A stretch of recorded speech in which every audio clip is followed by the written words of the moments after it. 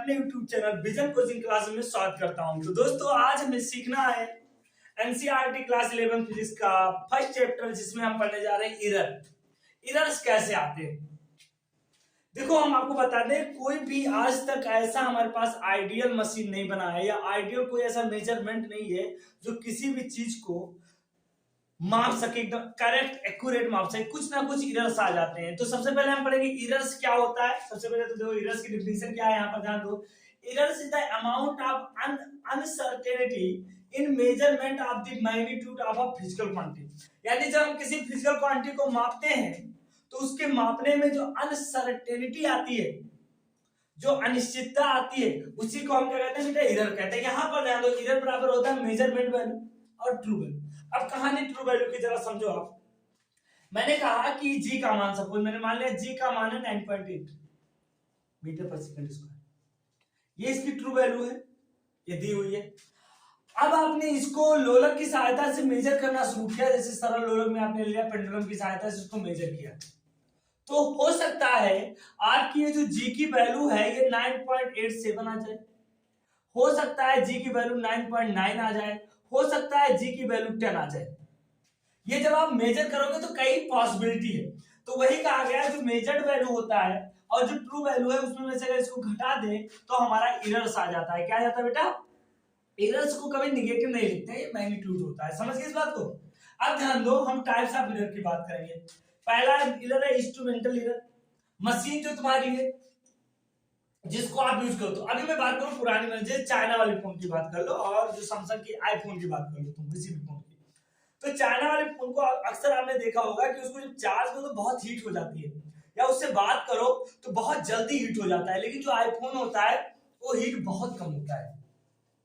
तो हीट क्यों? क्योंकि वहां पर चार्जिंग के दौरान एनर्जी किसमें जा रही है, हीट एनर्जी में बाहर निकल रही है, यानी बहुत ज्यादा एनर्जी हीट में निकल रही है। तो इंस्ट्रूमेंट सही नहीं है, यानी चाइना वाले फोन सही नहीं, टिकती भी नहीं है, आपने आप देखे भी है। तो इंस्ट्रूमेंटल एरर होता है, इंस्ट्रूमेंट कैसा है आपका, जिससे तुम मेजर करो मशीन कितना अच्छा है। और अभी मैंने बताया ऐसा कोई मशीन नहीं है जो आइडियल हो। कार्नोट थ्योरम आपने पढ़ा है, कुछ ना कुछ एरर आ ही जाते हैं। तो these error arise due to the use of faulty instrument. Instrument के फेल होने के कारण जो एरर आती है, उसकी कमियों के कारण जो एरर आती है, इसे इंस्ट्रूमेंटल एरर कहते हैं। सिस्टमैटिक एरर क्या होती है?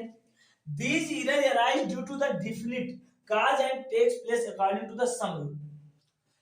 यानी ये कुछ कंडीशन से जो हमें डिफरेंट, कुछ रीजन ऐसे होते हैं, कुछ कारण होते हैं ऐसे जिनके कारण ये एरर जनरेट होता है अकॉर्डिंग टू सम रूल। जो आप रूल लगाते हो उसमें कुछ एरर रहता है। जैसे आपने कोई रूल दिया है, कोई परफेक्ट थोड़े, उसमें कुछ ना कुछ एरर रहता है, तो उसके कारण जो एरर होता है उसे सिस्टमैटिक एरर कहते हैं।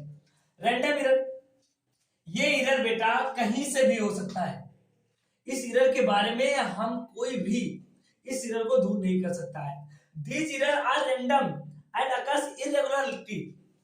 ये कभी भी हो सकता है, किसी भी मैनर इस एरर को हम फाइंड ही नहीं कर सकते कहां से आता है। मशीन के अंदर कोई होगा या रैंडमली स्थान कैसा है उसकी वजह से तो ये एरर आता है। फिर आता है पर्सनल एरर। ये लापरवाह, जैसे तुम लोग पढ़ाई कर रहे हो तो तुम लोग क्या 100% पढ़ाई करते हो, बहुत सारे एरर्स हैं तुम्हारे अंदर, तो पर्सन के लापरवाही के कारण आज जैसे एक सवाल लगाते तो प्लस माइनस का गैप करते तो इसका आंसर गलत आता है। ऐसे जब मेजरमेंट कर रहे हो, अब तुमको मैंने कहा कि मेजर करो, तुम सो ही गए, तुम्हारा ध्यान अलग है, मेजरमेंट करेक्ट नहीं आया, तो ये सारे एरर होने के कारण होते हैं। तो आपने सीखा एरर क्या है और एरर कितने प्रकार के होते हैं। अब हम लोग इसमें एरर का कैलकुलेशन पढ़ेंगे, कैसे हम कैलकुलेट करते हैं। ठीक है, तो इतना नोट करो। अब एक टॉपिक आता है ट्रू वैल्यू। इस पर क्वेश्चन बहुत आते हैं बेटा। जैसे अब आपको मैं बता दूं ट्रू वैल्यू कैसे फाइंड करोगे, आपके अंदर एक क्वेश्चन आया होगा सही, ट्रू वैल्यू होता क्या है, मेजर वैल्यू और ट्रू वैल्यू क्या होता है। जो ट्रू वैल्यू भी एक मेजर वैल्यू होता है। जैसे हम कोई चीज मेजर कर रहे थे, मैं एक लेंथ मेजर कर रहा हूं, इस लेंथ को मैंने मेजर किया, इस लेंथ को हमने कम से कम 1000 टाइम मेजर किया, 1000 टाइम्स मैंने इसको मेजर किया। तो इसको मेजर करेंगे तो इसके कई वैल्यू आएंगे।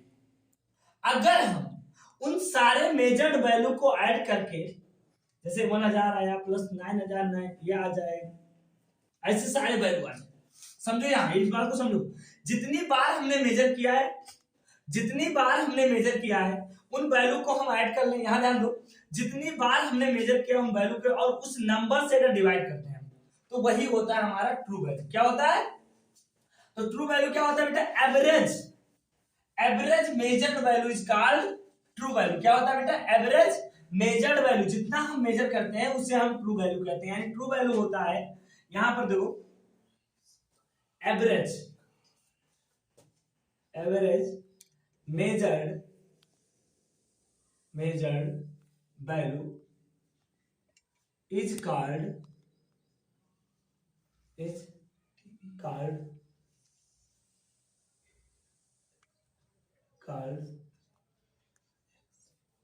is known as true value. यानी जितना भी हमने मेजर किया है, जितनी एवरेज मेजर्ड वैल्यू जो होता है उसे ट्रू वैल्यू कहते हैं। कैसे? जैसे मैं लेट मान लेता हूं, लेट अ फिजिकल क्वांटिटी, मैं कोई फिजिकल क्वांटिटी ले रहा हूं, कोई फिजिकल क्वांटिटी है, let a physical quantity measured let a physical quantity measured n times find value। मैंने ले लिया x1, एक फिजिकल क्वांटिटी x है, यहां ध्यान दो, मैंने एक फिजिकल क्वांटिटी x ले लिया है, इसको मैंने n टाइम मेजर किया, तो पहली वैल्यू x1 आई, दूसरी x2 आई, तीसरी x3 आई, चौथी x4 आई, dot dot dot dot dot xn आई। तो अब हमें अगर ट्रू वैल्यू निकालना है तो ट्रू वैल्यू बराबर क्या हो जाएगा? यहां से ध्यान दो, ट्रू वैल्यू बराबर हो जाएगा x1, एवरेज होता है x1 plus x2 plus x3 plus x4 plus dot dot dot dot dot plus xn बटा n।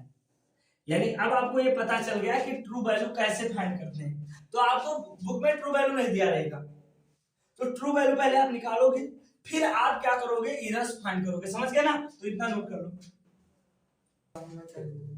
यहां पर ध्यान दो, हमने एक क्वेश्चन लिया है, क्वेश्चन एक वायर को हमने मेजर किया, कितनी बार? 1 2 3 4 5 टाइम्स हमने एक वायर को मेजर किया है और उसके ये वैल्यू आए हैं मेजर करने का।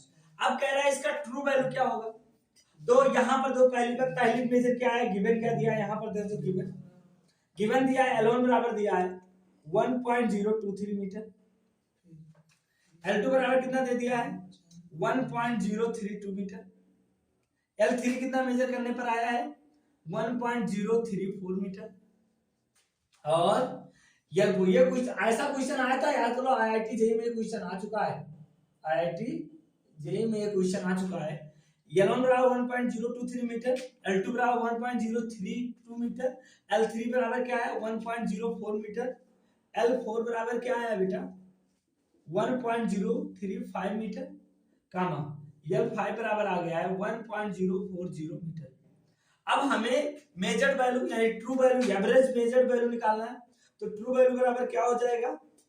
ट्रू वैल्यू अगर हम निकालेंगे तो इनको मेजर कर दो, L1 plus L2 plus L3 plus L4 plus L5 upon 5, 5 बार वापस गया।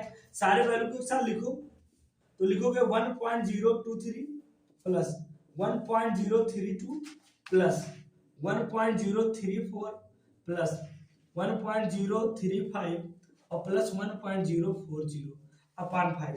चलो ऐड करने पर कितना है बेटा? ऐड करने पर सबको ऐड किया तो कितना है 5.164 अपॉन 5। डिवाइड करोगे तो ये कितना आ जाएगा 1.03228। अच्छा यहां पर देखो, ध्यान दे रहे, यहां पर पॉइंट के बाद कितने डेसिमल है 3, तो कितने डेसिमल तक आंसर आना चाहिए। लेकिन यहां पर ट्रू वैल्यू निकालो तो चेंजेस नहीं कर रहा है, तो ट्रू वैल्यू हमारा कितना आ गया, L बराबर 1.0328 मीटर। ये ऐसा भी लिखा जा सकता है, अगर दशमलव हटा दोगे तो L बराबर आ जाएगा 1.03, एक हटाओगे तो 3, ये हमारी ट्रू वैल्यू आ गई। यानी अगर आपको मेजर्ड वैल्यू दिए हैं, किसी वायर के मेजर्ड वैल्यू अगर आपको दे दिए गए तो आपको ट्रू वैल्यू निकालने के लिए उसका एवरेज निकाल दो। क्या निकाल दो बेटा? एवरेज निकाल दोगे तो ट्रू वैल्यू निकल आएगा। ठीक है, तो यहां से आप ट्रू वैल्यू की एक और डेफिनेशन कहोगे, average total average measured value, total average measured value होता है ट्रू वैल्यू। ठीक है, इतना नोट कर लो।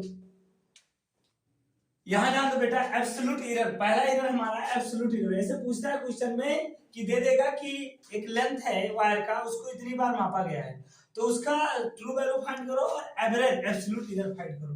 तो यहाँ पर ध्यान दो, the difference between true value and measured value, यानी मेजर्ड वैल्यू और ट्रू वैल्यू के बीच में जो डिफरेंस होता है उसे एब्सोल्यूट एरर कहा जाता है। तो पहला मैंने पहली बार मापा तो एब्सोल्यूट एरर कितना आ जाएगा, ये जान लो ट्रू वैल्यू है तो a माइनस ए, ये पहला मेजर्ड वैल्यू है हमारा।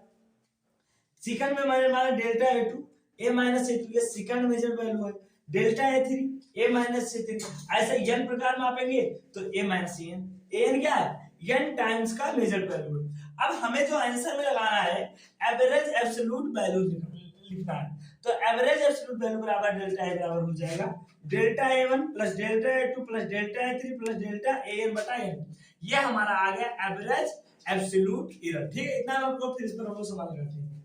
जो लेंथ ऑफ द प्लेट है, एक प्लेट का लेंथ मापा गया है, मेजर वर्नियर कैलिपर से मापा गया है, जिसका लीस्ट काउंट इतना है। हमें इतनी बार कितनी बार मापा है, 1 2 3 4 बार मापा गया है। तो कह रहा है एब्सोल्यूट एरर फाइंड करो, ट्रू वैल्यू। तो बिना ट्रू वैल्यू फाइंड किए आप एब्सोल्यूट एरर फाइंड नहीं कर सकते हो। तो ट्रू वैल्यू, लेंथ का ट्रू वैल्यू क्या होगा मुझे बताओ। तो दिया है एलोन बराबर, गिवन क्या दिया है बेटा, गिवन यहां देखो, एलोन बराबर दे दिया है 3.11 सेंटीमीटर, L2 कितना दे दिया है 3.13 सेंटीमीटर, L3 कितना दे दिया है 3.14 सेंटीमीटर और L4 कितना दे दिया है 3.15 सेंटीमीटर। तो अगर हम ट्रू वैल्यू निकालें तो कितना हो जाएगा बेटा, ट्रू वैल्यू यानी लेंथ, मीन लेंथ, इसका मतलब क्या, ट्रू वैल्यू का मतलब होता है मीन लेंथ। मीन लेंथ हम निकालने जा रहे हैं मीन लेंथ। तो मीन लेंथ क्या हो जाएगा, सबको जोड़ दो, L1 प्लस L2 भी मैंने बताया प्लस L3 और प्लस L4 अपान 4, इन सबको ऐड करो तो वैल्यू रखो, कितना होगा इसकी वैल्यू, अगर मैं इधर से रखूं तो L बराबर हमारा आ जाएगा, L बराबर आ जाएगा 3.11 प्लस 3.13 प्लस 3.14 और प्लस 3.15 अपान 4। चलो इसको सॉल्व करने पर कितना आया, कितना सॉल्व करने पर 12.53 अपान 4 डिवाइड करोगे तो कितना आ जाएगा 3.1325। ध्यान दो हमें 3 काउंट तक लेना है, तो यहाँ पर 2 और 5 को निगलेक्ट कर दो तो 3.13 ही आएगा, क्योंकि यहाँ पर अंक के बाद 2 ही है ना, तो हम डिस्टेंस में क्या करते हैं, दशमलव का उतने ही अंक लेते हैं। तो यल बराबर जो हमारी वैल्यू आई 3.13 क्या आ गया बेटा, सेंटीमीटर। ये हमारा आ गया मीन वैल्यू। अब हम पहला रिलेटिव एरर निकालें, फर्स्ट। तो फर्स्ट रिलेटिव एरर कैसे निकलेगा, first absolute error, sorry relative नहीं, एब्सोल्यूट एरर, एब्सोल्यूट एरर। पहला एब्सोल्यूट एरर कितना निकलेगा, L माइनस L1 क्या हो जाएगा बेटा, और इसी को लिखेंगे हम लोग delta Ln L1 L minus L1। तो L कितना दिया है, L हमारे पास दिया है 3.13 आया है, माइनस ये दो एब्सोल्यूट वैल्यू बराबर क्या होता है, true value minus measured value. तो फर्स्ट एब्सोल्यूट वैल्यू निकालना है एरर, तो जब पहला एब्सोल्यूट एरर निकालेंगे तो ट्रू वैल्यू माइनस पहला मेजर्ड वैल्यू। तो पहला मेजर्ड वैल्यू कितना है 3.11। अच्छा इसमें से घटाओ तो बेटा कितना आ जाएगा 0.02, ये तो आ जाएगा, ये पहला हो गया। इसी प्रकार अगर हम यहाँ जाएंगे, इसी पर डेल्टा L1 आ गया, ऐसे इसी प्रकार डेल्टा L2 निकाले तो क्या हो जाएगा L माइनस L2।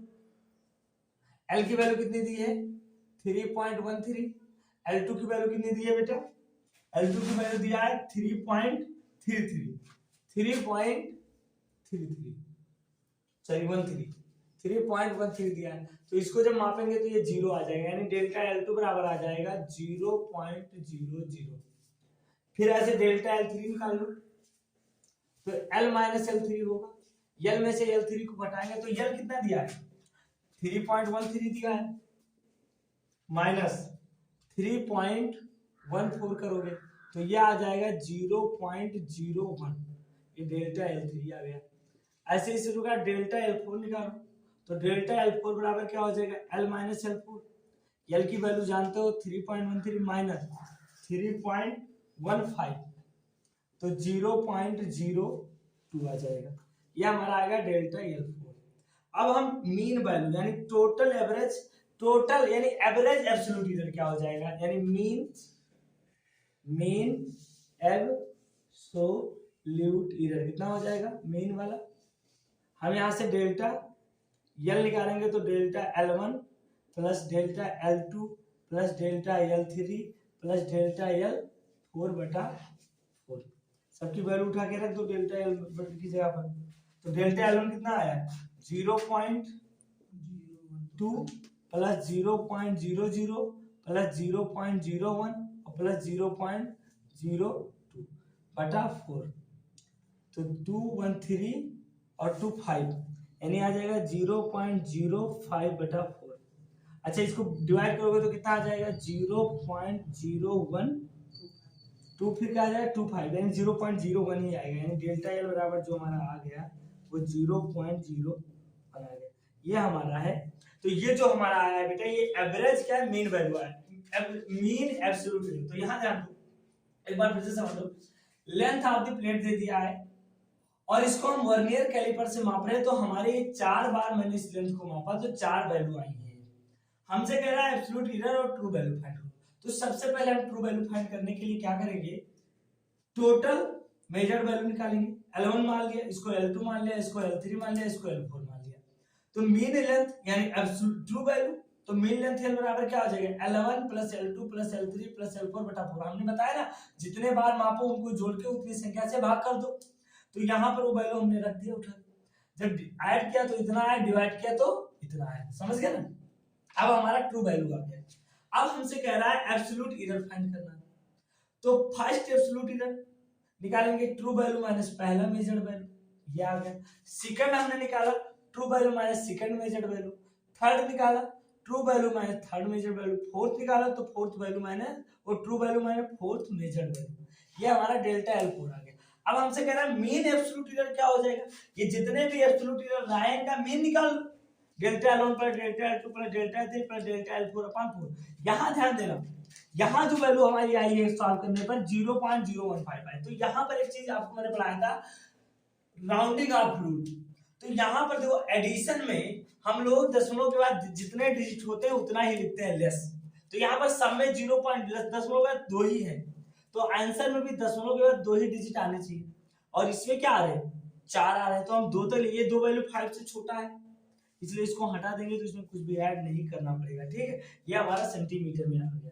ठीक है, इतना नोट कर लो आप लोग, ऐसे लगाना है। ओके सर, देखिए रिलेटिव एरर क्या होता है। अभी आपको डाउट था कि सर ये जो एब्सोल्यूट एरर और मीन एब्सोल्यूट एरर क्या होता है। देखो मैं यहाँ पर थोड़ा समझा देता हूँ पिछले वाले टॉपिक का। एब्सोल्यूट एरर जो होता है बेटा ये होता है हमारा जो ट्रू वैल्यू है, जैसे ये ट्रू वैल्यू है और इसका A1 मेजर वैल्यू। तो यहाँ पर पहला, जैसे अभी कई मेजर आपने किए तो कई मेजर के कई एब्सोल्यूट एरर आएंगे। तो अगर मैं कहूँ फर्स्ट एब्सोल्यूट एरर क्या हो जाएगा, तो फर्स्ट ये डेल्टा A1 बराबर हो जाएगा A माइनस A1। इसी प्रकार सेकंड कैसा होगा, डेल्टा A2 बराबर होगा A माइनस A2। लेकिन अब इन्हीं का अगर हम इन जो एब्सोल्यूट एरर आए हैं इन्हीं का अगर मैं एवरेज निकाल दूं तो वो हमारा होता है मीन एब्सोल्यूट एरर होता है। क्या होता है, यानी अगर डेल्टा ए मुझे निकालना है तो ये हो जाएगा delta A1 plus delta A2 plus dot dot dot dot delta AN बटा N। ये बात आपको ध्यान देना है, समझ गए ना। तो कई अगर आपको मेजर दिया है तो उसमें एब्सोल्यूट एरर का आपको निकालना है तो हम क्या करते हैं टोटल एवरेज निकाल लेते हैं एब्सोल्यूट एरर का। ठीक है, अब यहाँ पर ध्यान दो रिलेटिव एरर का, ये बहुत ही इंपॉर्टेंट है, इससे बहुत ढेर सारे क्वेश्चन पूछते हैं। The ratio of absolute error, जैसे कोई फिजिकल क्वांटिटी है उसका एब्सोल्यूट एरर और उसको ट्रू वैल्यू से अगर डिवाइड कर दो, the ratio of absolute error and true value is known as relative error. तो रिलेटिव एरर अगर P का हमें निकालना है तो डेल्टा P अपॉन P, ये क्या है, ये हमारा है एब्सोल्यूट एरर। अब ये mirror error mean absolute error भी हो सकता है और फर्स्ट एब्सोल्यूट एरर भी हो सकता है। ये हमारा क्या है ट्रू वैल्यू,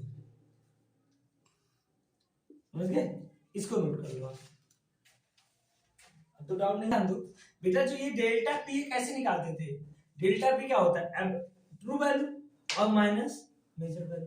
तो ट्रू वैल्यू डेल्टा P का मतलब ये होता है true value minus measure value upon true value. तो ध्यान देना कि ये जो वैल्यू रहेगा वो मॉड में रहेगा, यानी एरर हमेशा पॉजिटिव। अच्छा तुम बताओ, किसी की बुराई घटा करके बताई जाती है क्या? नहीं बताई जाती। बुराई बढ़ा चढ़ा के बताया, कभी भी बुराई को क्या कम नहीं करते। अगर तुम्हारी कोई इंसल्ट करा तो कम नहीं करेगा, उसको और बढ़ा चढ़ा के एक का दो बताते हैं ना। तो उसी तरह याद रखो, जो एरर होते हैं नेगेटिव होते नहीं, एरर घटाया भी नहीं जाता है, हमेशा एरर ऐड होते हैं। तो इसलिए मैग्नीट्यूड होगा, इसके अंदर माइनस भी वैल्यू आएगी तो बाहर प्लस ही रहेगा, समझ गए ना। तो ये चीज, अब इसी पर हम पढ़ेंगे रिलेटिव एरर। वो क्या बोलते हैं बेटा? Percentage error. बात कर ले तो परसेंटेज एरर के लिए क्या हो जाएगा, देखो परसेंटेज एरर अगर हमें निकालना है, परसेंटेज एरर हो गया तो परसेंटेज एरर के लिए क्या हो जाएगा बेटा? The ratio of absolute value, absolute error and true value is multiply by 100। इसको क्या कर दे बेटा? इज मल्टीप्लाई कर दो, मल्टीप्लाई बाय 100। अगर 100 से मल्टीप्लाई कर दो तो यही हमारा हो जाता है परसेंटेज एरर। परसेंटेज एरर, तो यहां हम क्या कर देंगे? 100 से मल्टीप्लाई कर देंगे बस। अगर हमें परसेंटेज एरर निकालना है तो इसको आप 100 से क्या कर दोगे बेटा? मल्टीप्लाई कर दोगे, तो ये आपका आ जाएगा। तो यहाँ पर हम परसेंटेज एरर निकाल दे सकते हैं, पी का 100 से मल्टीप्लाई कर देंगे। ठीक है, इतना नोट कर लो, ध्यान दो। द साइज ऑफ ऑब्जेक्ट, यहाँ पर हमें परसेंटेज एरर निकालना है मेजरमेंट का। तो द साइज ऑफ ऑब्जेक्ट दिया गया है, इसको मापा किससे जाना है?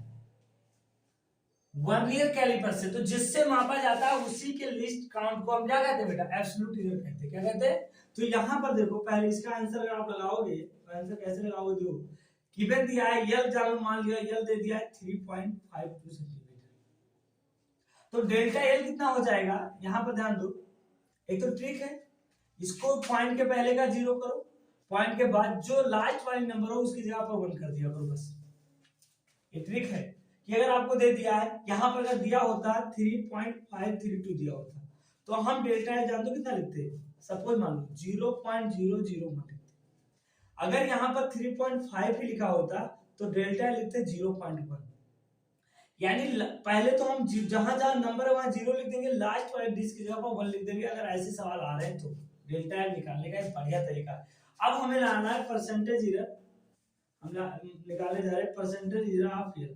यल का परसेंटेज क्या हो जाएगा? डेल्टा एल अपॉन यल इनटू 100। तो डेल्टा एल की वैल्यू कितनी हो जाएगी? 0.01 अपॉन 3.52 इनटू 100। पॉइंट से पॉइंट हटा दो तो ये हो जाएगा 100 अपॉन 352, और इसको मेजर करोगे तो 0.28% आएगा। समझ गया?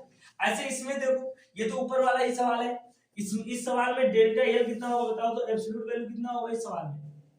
एब्सोल्यूट वैल्यू एल का मान क्या हो जाएगा? 3.13।